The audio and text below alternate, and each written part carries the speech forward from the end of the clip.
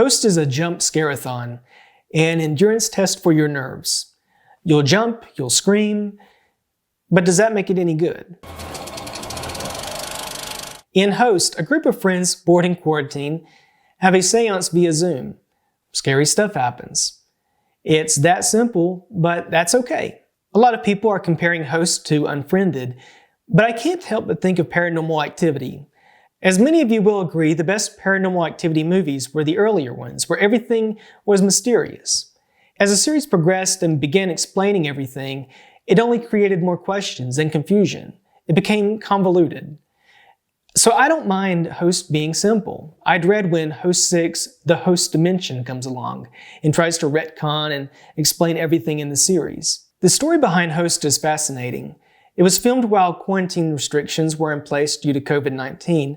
Director Rob Savage had to direct the actors remotely, and the actors had to set up their own cameras, lighting, and stunts. They were great sports, and they're also pretty convincing actors.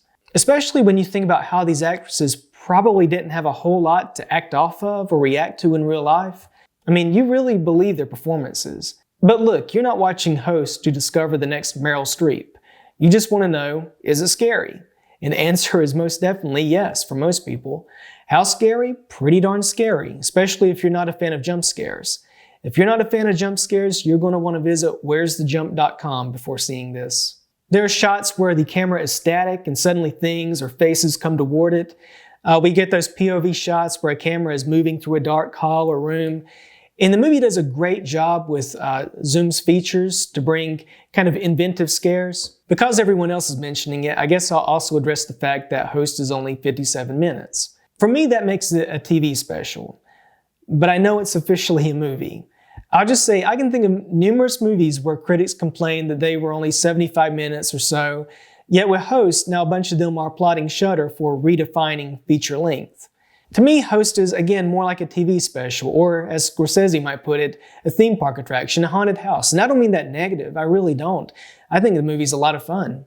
When it comes to a film's runtime, Roger Ebert put it best: a good movie is never too long, and a bad movie can never be too short.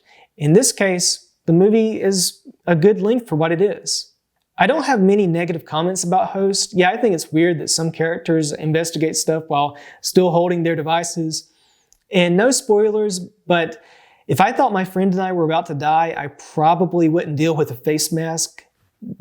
I don't know, but I appreciate the movie promoting wearing one.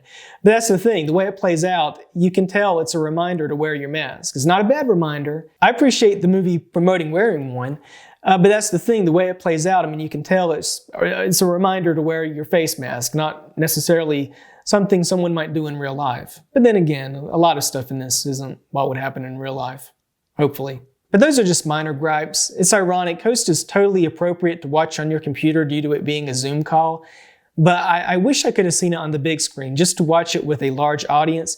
Nothing can replicate seeing a horror movie with a large audience. About midway in its runtime, Host becomes a thrill ride that does not stop until the Zoom call ends. Granted, we have about 4 months left in the year, but Host could very well end up being the horror flick of 2020.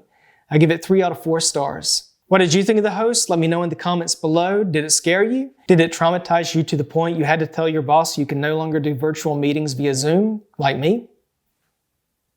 If you enjoyed this review, please click like and subscribe. Follow me on Twitter.